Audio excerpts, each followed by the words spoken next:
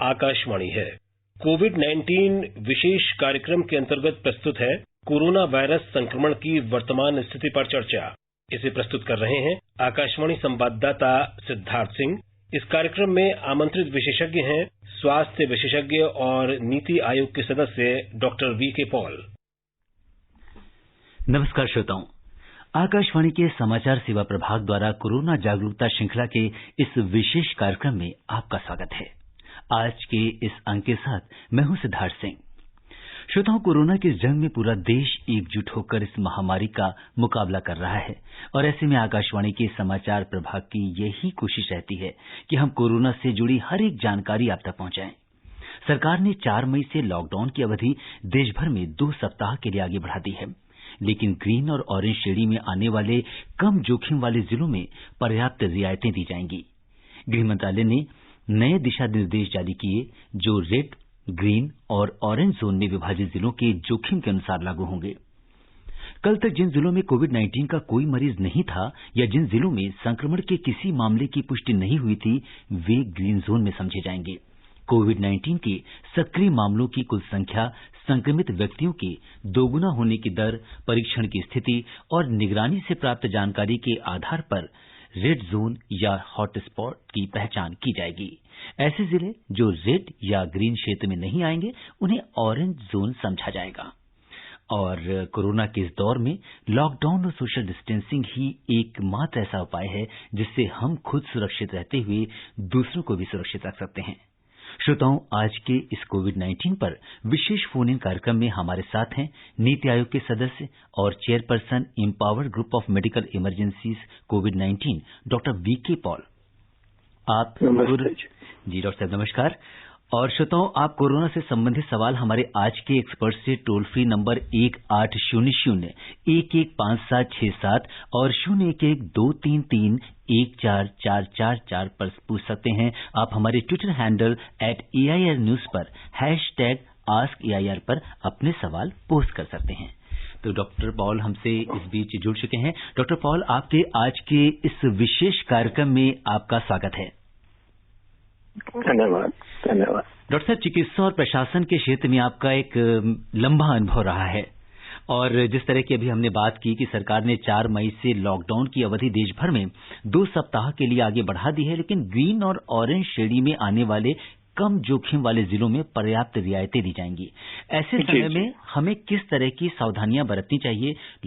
Social distancing का किस तरीके से पालन करना चाहिए? क्योंकि अगर हम देखें तो ऑरेंज जोन्स में बहुत सारी रियायतें दी हैं, तो किस तरह से हमें इसका पालन करना है?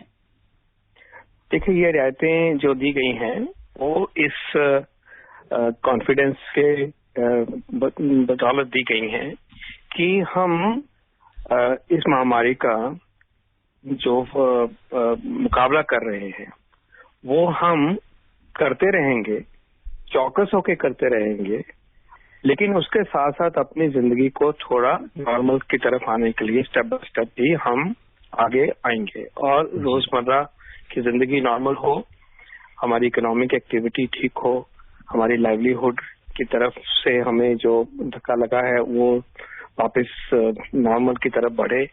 तो एक ये बैलेंस अब आप के सामने, देश के सामने ऑरेंज जोन और ग्रीन जोन में प्रस्तुत किया जा रहा है।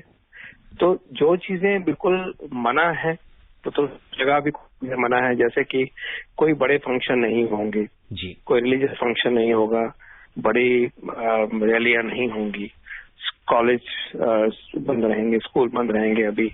इसके अलावा ये है कि जिम खाना बंद रहेगा, सिनेमा हॉल्स बंद रहेंगे, मॉल्स बंद रहेंगे। तो कुछ चीजें तो बिल्कुल ही नहीं खोलेंगी, चाहे कोई भी इश्यू हो, कोई भी जगह हो। लेकिन इसके साथ साथ एक कोशिश की जा रही है कि जहां पे कि हमारा संक्रमण हमें कंट्रोल में लग रहा है काफी हद तक, और वहां पे उस जगह की, उस जिले की जनता ने इसको निभाया है, तो उनके लिए ये एक मौका है कि हम सोशल डिस्टेंस मेंटेन करते हुए, उन नियमों का पालन करते हुए, जिससे कि संक्रमण बचेगा और वो बच रहा है अपने लिए भी, अपने परिवार के लिए और समाज के लिए भी और कम्युनिटी के लिए भी। तो क्या एक ऐसा बैलेंस चल सकता है जिसमें कि संक्रमण भी रुका रहे और जिंदगी भी नॉर्मल की तरफ बढ़े। और क्योंकि आगे तक ये जरूरत पड़ती ही रहेगी, मैं कंप्यूटर दे रहा हूँ, जरूरत पड़ती ही रहेगी क्योंकि वायरस अभी कहीं गया नहीं है जी। और लॉकडाउन जो पूर्ण रूप का लॉकडाउन है उसके होने के बाद में जब धीरे धीरे खुलेगा तो फिर वायरस का प्रकोप आने का चांस बढ़ेगा। तो ये हम तभी इस चीज को निभा पाएंगे जब हम चौकस भी होंगे और साथ साथ कोशिश करेंगे अपनी जिंदगी को नॉर्मल पटरी पे लाने की।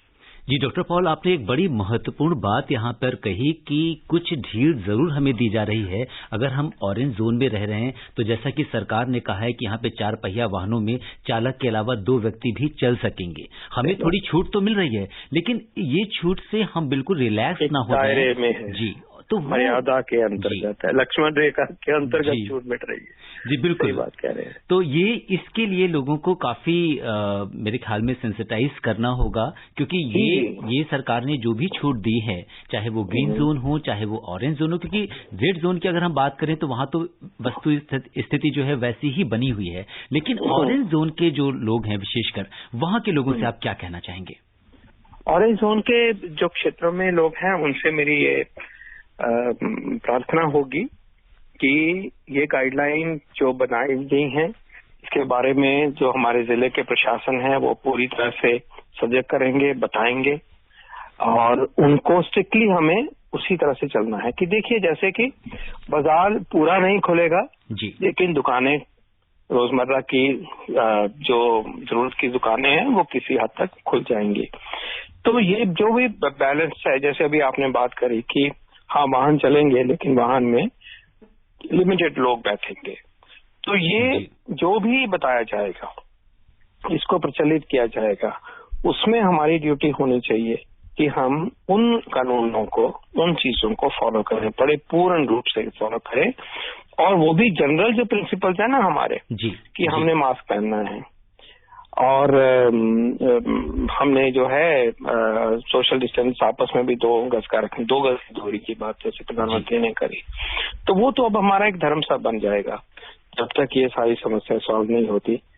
तो उन चीजों को हमें जैसे बताया जाएगा उस तरह से एक एक चीज को चुन चुन के पूरी तरह से निभाना है। और डॉक्टर पॉल, जैसे हम कहें कि ऑरेंज जोन में जिस तरह की थोड़ी छूट मिल रही है, तो एक तरह से कहें कि बहुत दिनों से रुके हुए पहियों को रफ्तार मिलेगी, आप अपनी गाड़ी से ट्रैवल कर पाएंगे। तो क्या सावधानी, जैसे हमको अपने आप को तो सैनिटाइज करना ही है, तो क्या हम गाड़ियों को भी सैनिटाइज करने की जरूरत पड़ेगी? गाड़ियों को साफ सुथरा रखने की जरूरत पड़ेगी। उनको सैनिटाइज करने का जो प्रोसीजर होगा वो उस तरह का रिजिड नहीं होगा, लेकिन उसको साफ सुथरा रखना, उसमें हाइजीन रखना, वो जो और सैनिटाइज करने की जरूरत वहां पड़ेगी। अगर बाई चांस सुन्नी में कोई पॉजिटिव केस निकलता है तो फिर उस तरह से उसको देखा जाएगा। और डॉक्टर पॉल, अगर हम कंटेनमेंट जोन्स की बात करें तो वहां पे सरकार ने जो भी लोग हैं उस एरिया में उनके लिए आरोग्य सेतु ऐप डाउनलोड करना कंपल्सरी कर दिया है। तो डॉक्टर साहब ये कितना महत्वपूर्ण है, क्योंकि कुछ लोग अभी भी ऐसा है जो शायद इस बात से कहीं डरते हैं।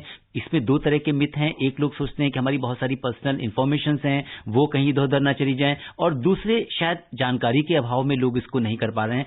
हालांकि अभी हम देखें तो 7 करोड़ से ज्यादा लोगों ने इस ऐप को डाउनलोड कर लिया है। तो आप क्या कहना चाहेंगे हमारे श्रोताओं से? मैं ये कहना चाहूंगा कि आरोग्य सेतु हमारा बहुत ही जरूरी जिंदगी का हिस्सा बना है और बन गया है, और ये हमारी सबकी मदद के लिए और देश की मदद के लिए बहुत एक कारगर उपाय है।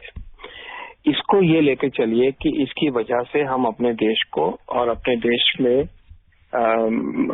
अपनी भाई बहनों को हम बचाएंगे, क्योंकि इससे हमें पता चलता है कि कहाँ पे एक केस हुआ, उसके साथ साथ कौन वल्नरेबल था। वो अगर हम उस वल्नरेबल कैटेगरी में हम आते हैं कि हम एक्सपोज हुए हैं, हम प्रिकॉशन ले सकते हैं, हमारा बचाव हो सकता है। और जो सिस्टम है कंट्रोल करने का, महामारी को कंट्रोल करने का जो सिस्टम है, उसको ईज मिलती है कि मुझे एक्ट कहाँ करना है ताकि कम से कम नुकसान हो उससे। और सबसे ज्यादा जरूरी ये बात है कि आगे जैसे जैसे अगर जरूरत बढ़ेगी तो हमने आउटरीच करना है, पहुंचना है, मैसेजेस देने हैं, को इलाज के लिए पहुंचाना है, तो ये सारा कुछ जो है एक ही ऐप हमें उसको एक प्लेटफॉर्म देता है। और ये जो बात है कि उसमें प्राइवेसी इश्यूज है, देखिए जितनी ज्यादा से ज्यादा लेयर्स प्राइवेसी की प्रोटेक्ट करने की बन सकती हैं वो इसमें प्रोवाइड की गई है। इसको मान के चलिए कि ये वाला एंगल बिल्कुल सेफगार्ड पूरी तरह से किया गया है जी। और उसको हमें लार्जर इंटरेस्ट में इन डाउट्स को परे हटा के देश की लीडरशिप के ऊपर, देश की सरकार के ऊपर फेथ रखिए कि इस महामारी में एक जो बहुत एक डिजिटल टूल हमारे पास है उसका हम इस्तेमाल करेंगे तो हमारी सक्सेस होगी। चाइना ने भी पर्टिकुलरली वुहान में इन्होंने मिलती जुलती एक ऐप का इस्तेमाल किया था और उसकी वजह से इतनी सक्सेस उनको मिली है। और प्लीज नोट करिए कि हमारा देश बहुत बड़ा है जी। हमारे पास रिसोर्सेज जो हैं वो किसी स्टेज पे ऐसे भी हो सकते हैं कि कम पड़ जाए।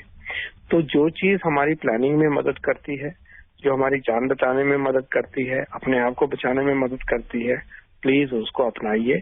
मैंने तो इसको शुरू से ही अपनाया, मेरे परिवार ने अपनाया है और मैं सबसे हाथ जोड़ के विनती करूंगा कि प्लीज इसको आप अपनाइए। इसको इसकी वजह से हमारी सिक्योरिटी एक शील्ड, एक कवच हमें मिलता है। डॉक्टर पॉल, आपने बहुत ही अहम बात कही है और जितनी आपने अच्छे तरीके से हमारे जो श्रोताओं के मन में जो भी डाउट्स थे उसको एकदम क्लियर कर दिया है। तो हम भी यही अनुरोध करेंगे अपने सुनने वालों से, तमाम श्रोताओं से कि आप आरोग्य सेतु ऐप को अगर आपने डाउनलोड नहीं किया है तो आप तुरंत आसानी से इसे डाउनलोड कर सकते हैं और आपको ये पता चलेगा, इसके लिए आपको ब्लूटूथ को ऑन करना है, अपनी लोकेशन को ऑन रखना है और आपको पता चलेगा कि आप बिल्कुल सेफ जोन में हैं। और डॉक्टर साहब, कल का जो दिन है वो बहुत अहम दिन है। मैं इसलिए ये बात कह रहा हूं कि आप भी एक कोरोना वॉरियर हैं और पूरा देश जबकि कोरोना वॉरियर्स के प्रति अपना सम्मान व्यक्त कर रहा है, तो ऐसे में हमारी जो सशस्त्र सेनाएं हैं वो भी अपने तरीके से इन कोरोना वॉरियर्स का अभिनंदन करेंगी। कल भारतीय वायुसेना श्रीनगर से तिरुवनंतपुरम और डिब्रूगढ़ से कच्छ तक फ्लाई पास करेगी और भारतीय वायुसेना और नौसेना के हेलीकॉप्टर्स कोविड-19 अस्पतालों के ऊपर पुष्प वर्षा करेंगे। और दिल्ली की अगर हम बात करें तो दिल्ली में भी सुखोई 30, मिग-29 और जैगुआर राजपथ पर फ्लाई पास करेंगे। तो ये एक कल सुबह जो सुबह 9 बजे ये कुछ होने वाला है और अस्पतालों के ऊपर जो है 10 से 10:30 बजे के बीच में जो पुष्प वर्षा होगी, तो ये एक अद्भुत नजारा है। क्या आप देख रहे हैं कि पूरा देश किस तरीके से इन कोरोना वॉरियर्स के साथ है?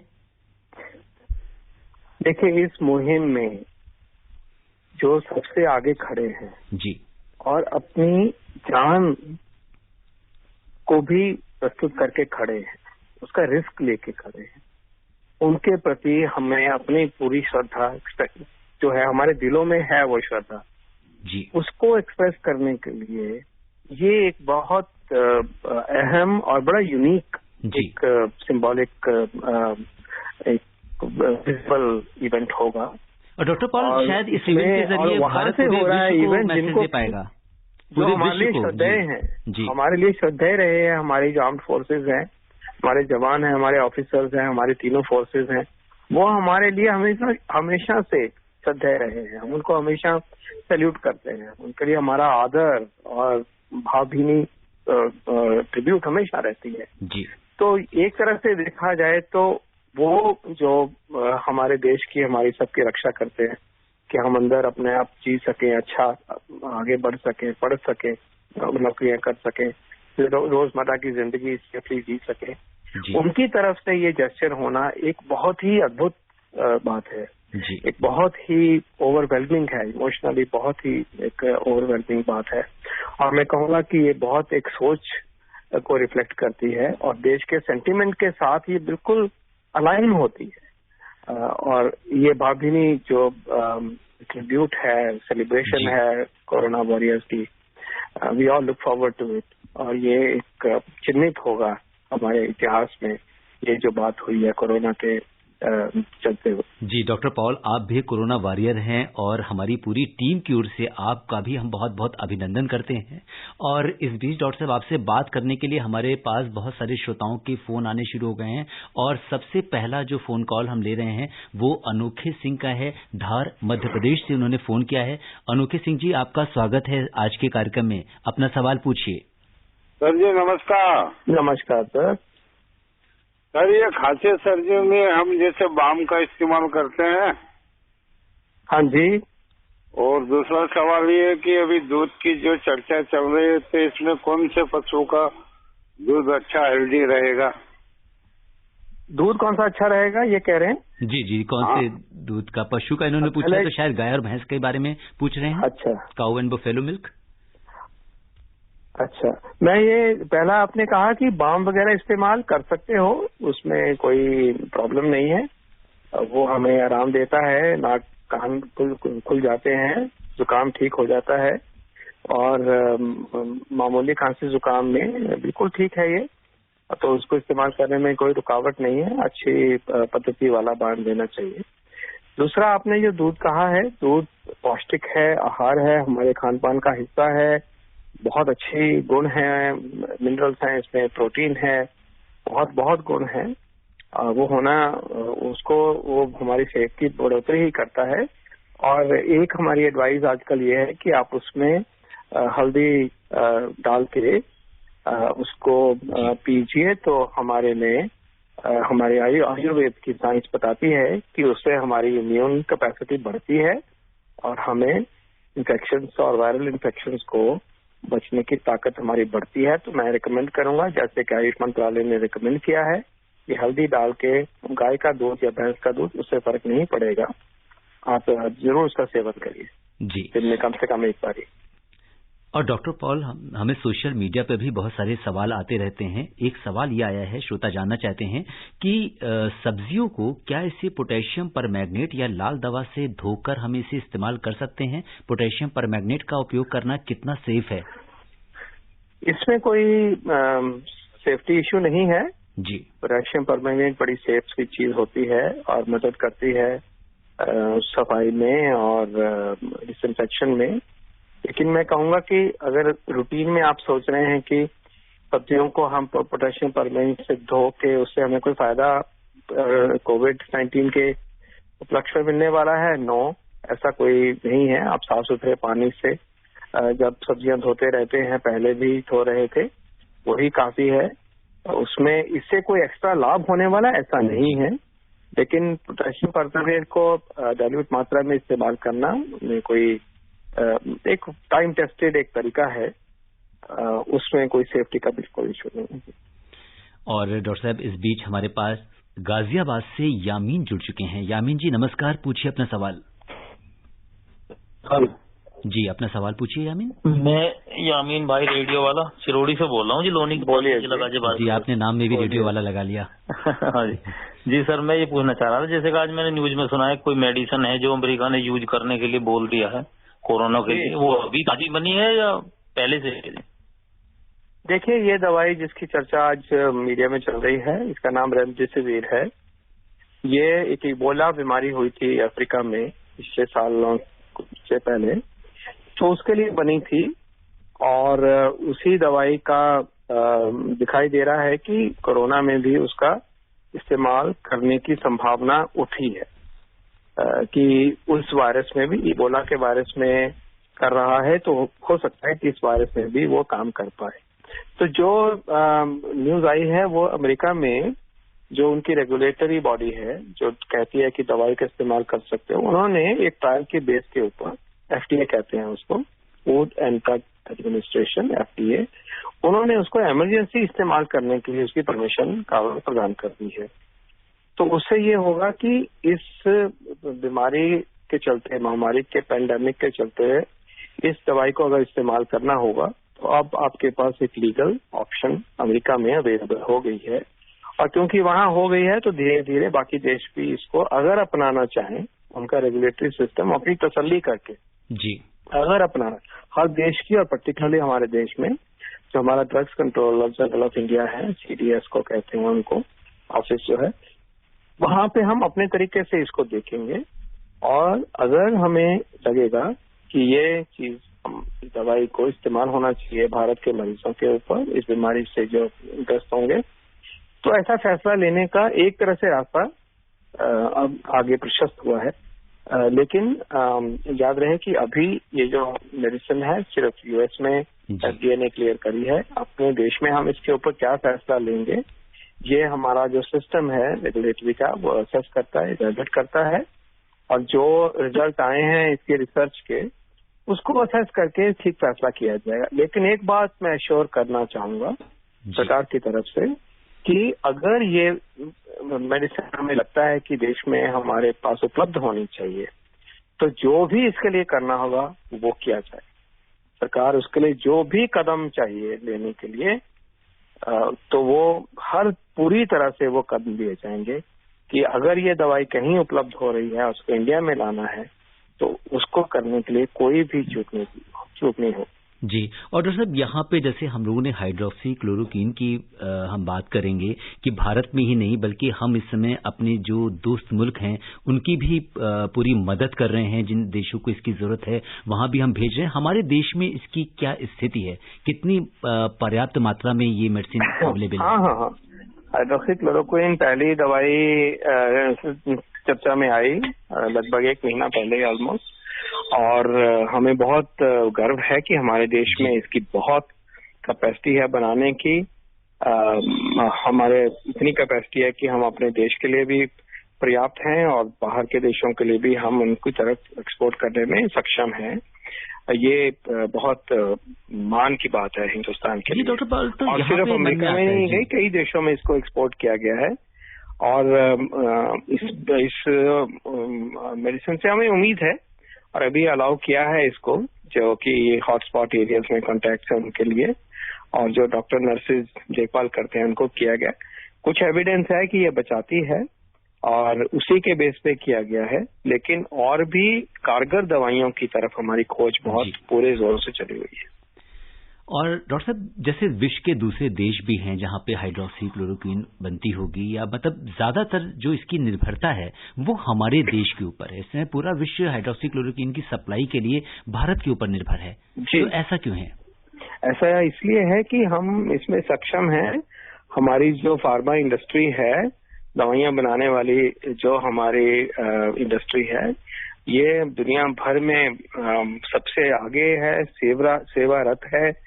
और जैसे कि हम अगर HIV की दवाइयों की बात करें, चाहे हम दुनिया में वैक्सीन टीकाकरण की बात करें, तो धाक है हमारी। दुनिया हमें कहती है we are pharmacy of the world. हम फार्मेसी हैं, दुनिया की फार्मेसी यहाँ बनता है। हमारे पास इतना अच्छे उपक्रम है, हमारे इंडस्ट्री है जो कि हाईएस्ट क्वालिटी मेडिसिन बनाती है। बहुत ही अहम जानकारी दी डॉक्टर। बहुत इतना उसकी रेपुटेशन है। अमेरिका में, सारे देशों में हमारी दवाइयां चलती हैं। कि आप देखिए कि अमेरिका जैसा देश जो है वो हमारे यूरोप में, अमेरिका में, अफ्रीका में, ईस्ट में, सब जगह हमारी मेडिसिन जाती हैं और उनकी पूरी धाक है। अब इसके बारे में सबको हमें गर्व होना चाहिए। जी। और डॉक्टर साहब, इस बीच हमारे दूसरे श्रोता जुड़ चुके हैं फोन लाइन पे। नवाब सिंह हैं अलीगढ़ से। नवाब जी नमस्कार, अपना सवाल पूछिए। हेलो जी नवाब जी। नमस्ते सर। आदाब सर। मेरा सवाल ये है साहब, ये जो लॉकडाउन है इसी की वजह से देश की जनता सुरक्षित है जी, लेकिन हम किसान लोगों के ऊपर एक बहुत बड़ी मुसीबत हुई है ये। हाँ जी। जैसे लॉकडाउन से पहले हमारी भैंस का दूध गांव में 60 रुपए प्रति लीटर बिक रहा था। हाँ जी। और आज उस दूध को 20 रुपए लीटर में कोई खरीदने वाला नहीं है। लॉकडाउन से पहले जो सब्जी की फसल हमारी 40 रुपए प्रति किलो बिक रही थी, आज वो 100 रुपए किलो बिक रही है। जी नवाब जी, अपना सवाल पूछिए। जी, खेती के उत्पादन का जो घाटा हो रहा है, इस घाटे की पूर्ति के लिए सरकार क्या कदम उठा रही है? आपने ये जो सवाल किया है, ये एक देश जो एक क्राइसिस से, दुविधा से गुजर रहा है, उसके सामने ये बड़ा सवाल है।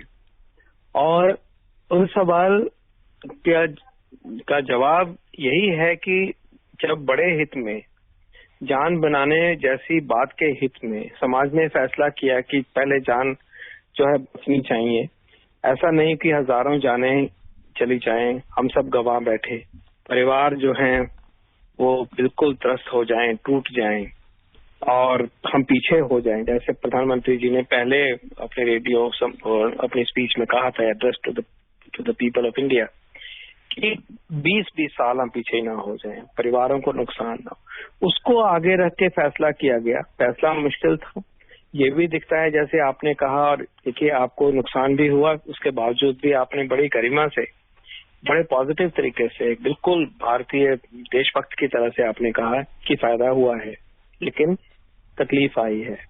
मैं इसके ऊपर सिर्फ हाथ जोड़ के ये विनती कर सकता हूँ कि एग्रीकल्चर सेक्टर जो है पूरी तरह से अब सब जोन्स में खुला है।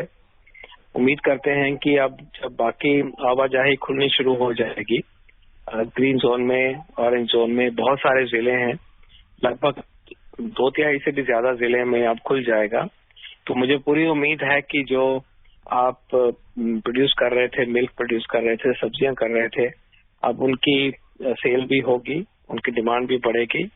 यही मैं उम्मीद भी करूंगा, और मैं चाहूंगा कि इसमें जो भी कमी पिछले हफ्तों में आई है, जनता ये करे कि हम और भी खरीदेंगे ताकि कंपनसेट कर सकें, यही मैं कहना चाहूंगा। लेकिन जब मुश्किल से हम गुजरते हैं, जब युद्ध होता है, तो जो सबसे ऊपर जो हम एम रखते हैं, अपने सामने उद्देश्य रखते हैं, वो जान का उद्देश्य रखा गया इस युद्ध में। लेकिन अब धीरे धीरे इतना स्टेबलाइज हुआ है कि बाकी चीजें भी खुलेंगी, और आपका जो नुकसान है भगवान करे वो जल्द से जल्द पूरा हो। जी, और जिन लोगों ने अभी हमें ज्वाइन किया उन्हें हम बता दें कि कोरोना जागरूकता श्रृंखला का विशेष कार्यक्रम चल रहा है, और इस समय हमारे साथ हैं नीति आयोग के सदस्य और chairperson empowered group of medical emergency covid doctor VK. Paul, जो श्रोताओं के प्रश्नों का उत्तर दे रहे हैं। और डॉक्टर साहब, अगला सवाल जो है वो हमसे कर रहे हैं हरविलास तोमर हैं मुरैना से। हरविलास जी नमस्कार, अपना सवाल पूछिए। नमस्कार सर, डॉक्टर साहब को भी नमस्कार। नमस्ते सर। नमस्ते सर, मैं ये जानना चाहता हूँ, कोरोना पेशेंट जो ठीक होकर घर आ जाते हैं, हाँ जी, उनका खान पान क्या विशेष किस्म का होता है या कोई परहेज किया ये करना पड़ता उन्हें? देखिए, जब कोरोना का मरीज घर में आ जाएंगे ठीक होके, तो आप ये लेके चलिए कि ऐसे उनकी देखरेख करनी है हमने। जैसे कि एक मरीज अस्पताल गया, बीमार था, उसको काफी हद तक तो ठीक हो गए, लेकिन उसकी वजह से थोड़ा तो कमजोरी रहेगी थोड़ा टाइम तक। तो उनको खान पान जो है, नॉर्मल खान पान जो आप देते थे, वो लेते थे, वही करिए, लेकिन उनको कोशिश करिए मना के कि अच्छा खाएं, पूरा खाएं, ज्यादा खाएं, और उनके ऊपर जो मनोवैज्ञानिक स्ट्रेस भी है उसको भी हम सहन करें, उनका साथ दें और उनको प्रसन्न भी रखें। कोई खास तरीके का खान पान है ऐसा नहीं है, जो नॉर्मल खान पान है वही आपने उनको प्रदान करना है।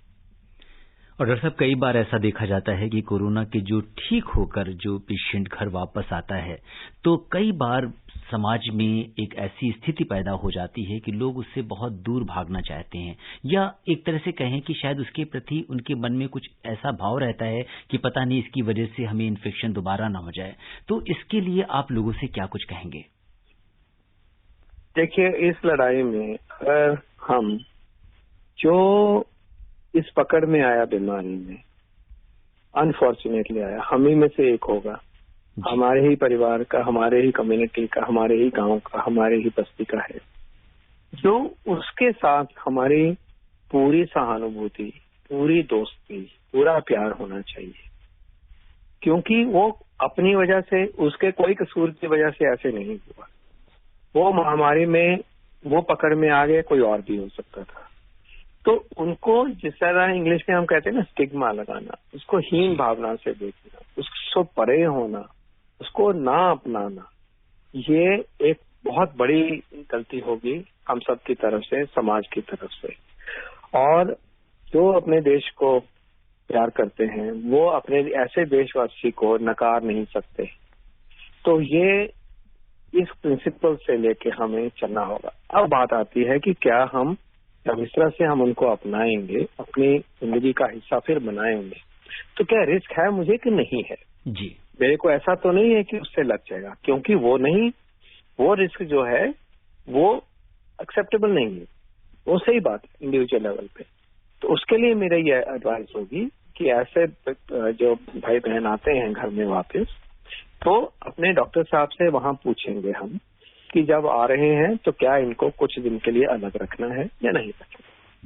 अगर वो कहते हैं कि इनके टेस्ट तो फर्स्ट क्लास हैं, नेगेटिव हो गए हैं, कुछ परवाह करने की जरूरत नहीं है, तो बस अपनाइए पूरी तरह से, ठीक है। ज्यादा से ज्यादा अगर फिर भी डाउट है तो आप घर में जब रखो तो उनको अगले हफ्ता 10 दिन थोड़ा अलग करके रखिए, सोशल डिस्टेंस मेंटेन करके रखिए, उनको भी मास्क दीजिए, अपने पास भी मास्क रखिए, दूर भी रखिए। जैसे प्रधानमंत्री ने कहा कि सोशल डिस्टेंसिंग का मतलब जो है वो इमोशनल डिस्टेंसिंग नहीं है जी, बल्कि इमोशनल तो क्लोजनेस और बढ़ जाएगी। जितना आप सोशल डिस्टेंस करेंगे, इमोशनल क्लोजनेस को उतने ही से दुगना हमें बढ़ाना पड़ेगा, ताकि जो व्यक्ति, जो परिवार क्वारंटाइन में चला गया, वॉच वेट कर रहा है, एक कोविड के मरीज को डिस्चार्ज होने के बाद देखभाल कर रहा है, तो उसका तो हमें साथ देना है ना। स्ट्रेस और डॉक्टर पॉल, अक्सर ये हम दृश्य देखते हैं कि कोई भी कोरोना का जब मरीज ठीक होने के बाद अस्पताल से डिस्चार्ज होता है तो वहां पे जिस तरह से उसका उत्साहवर्धन किया जाता है, उसके लिए तालियां बजाई जाती हैं, सारे डॉक्टर्स उसका अभिनंदन करते हैं जिस तरीके से, और लोग उनको गुलदस्ता भेंट करते हैं, तो वो अपने आप में शायद उसको ठीक और ज्यादा होने में मदद करता है। बिल्कुल सही बात है। वो देखिए, एक मुसीबत से बच के वो आ रहे हैं, ऐसी मुसीबत जिसके बारे में हमें पूरा ज्ञान भी नहीं है। इतने 3.5-4 महीने 5 महीने की बीमारी रही है, 4 महीने की, तो उससे बच के आए, उभर के आए, अपने उत्साह हौसले से उभर के आए, तो ऐसे व्यक्ति को तो हमें अपनाना है, उसका स्वागत करना है। लेकिन हाँ, जो प्रिंसिपल है सोशल डिस्टेंसिंग के, वो मेंटेन करिए। उसका अगर थोड़े दिनों के लिए, अगर डॉक्टर साहब ने कहा है कि थोड़े दिन दूर रखना है, घर में रिस्क ना हो, और भी थोड़े दिन अलग रखना है, अगर वो एडवाइस ही दी जाती है तो उसको आप फॉलो करिए। लेकिन उसका ये मतलब नहीं है कि उस व्यक्ति को हम हीन भावना से देखेंगे, उनको हम अलग थलग पढ़ने देंगे, उनको हम इंसल्ट करेंगे। ये हमारे कल्चर में नहीं है और ये देशभक्ति का हिस्सा नहीं है। जी, बहुत ही अहम बात डॉक्टर साहब आपने बताई। और अब धीरे धीरे हमारे कार्यक्रम का समय भी समाप्त हो रहा है। हम आपसे चाहेंगे डॉक्टर साहब कि क्या कुछ टिप्स चलते चलते आप हमारे लिसनर्स को देंगे। मैं ये कहना चाहूंगा कि देखिए, अब हम हमारी जो कोरोना के विरुद्ध जो लड़ाई है ना, वो एक नए पॉइंट पे पहुंच गई है। हमने लॉकडाउन सबने निभाया और उसके नतीजे हमारे पास सामने आए कि हमारी तैयारी हो गई, हमारी बीमारी की स्पीड बाकियों से स्लो हो गई, बाकी देशों के मुकाबले में। अब जो आगे हम खोल रहे हैं जिंदगी को धीरे धीरे, तो हमें प्लीज उन गाइडलाइंस को फॉलो करना है जो कि आपको बताई गई। जैसे कि हमने आरोग्य सेतु को अपनाना है, जैसे कि अब कह रहे हैं हम कि 7 बजे से शाम को सुबह 7 बजे तक हमने बाहर नहीं निकलना है। जैसे हमने कहा कि अगर ऑरेंज और ग्रीन जोन है, उसमें आप रिक्शा तो में बैठ सकते हो, लेकिन आप 2 जनों से ज्यादा नहीं बैठोगे 4 व्हीलर में, ठीक है। और हम ये प्रिकॉशंस लेंगे। इसी तरह से आप कह रहे हैं कि बड़े फंक्शन नहीं करिए, तो हम नहीं करेंगे। तो इसी तरह से हर चीज का जो गाइडेंस आपको जा रही है कि इंडस्ट्रियल एक्टिविटी किसी हद तक शुरू हो रही है, हम उसका पालन करेंगे। अगर हमारा व्यवसाय है, दुकानें जो हैं वो जो हैं उनको अर्बन एरियाज में, बड़ी जो मार्केट्स हैं उनको नहीं खोलना है, लेकिन स्टैंड अलोन जो है उनको छोटे छोटे कारोबार दुकानों को खोलने का कर दिया है। ई कॉमर्स को अलाउ कर दिया गया है। जी डॉक्टर पॉल, समय हमें इजाजत नहीं दे रहा है। मतलब ये है कि जो ये जानकारी, और मैं चाहूंगा कि ऑल इंडिया रेडियो से ये जानकारी सिस्टमेटिकली बार बार प्रसारित की जाए। जी डॉक्टर पॉल, आपने हमारे श्रोताओं को बहुमूल्य जानकारी दी, आपका बहुत बहुत धन्यवाद। धन्यवाद। कोरोना जागरूकता श्रृंखला के इस विशेष अंक में आज इतना ही। दीजिए मुझे इजाजत, नमस्कार। कोविड-19 विशेष कार्यक्रम के अंतर्गत अभी आप सुन रहे थे कोरोना वायरस संक्रमण की वर्तमान स्थिति पर चर्चा। इसे प्रस्तुत कर रहे थे आकाशवाणी संवाददाता सिद्धार्थ सिंह। इस कार्यक्रम में आमंत्रित विशेषज्ञ थे स्वास्थ्य विशेषज्ञ और नीति आयोग के सदस्य डॉक्टर वी के पॉल। ये कार्यक्रम आकाशवाणी के समाचार सेवा प्रभाग द्वारा प्रस्तुत किया गया। इसे आप हमारे mobile app news on AIR पर भी सुन सकते हैं। इस कार्यक्रम के संबंध में अपनी प्रतिक्रिया आप हमें ईमेल कर सकते हैं। पता है AIR@NSDTalks@gmail.com।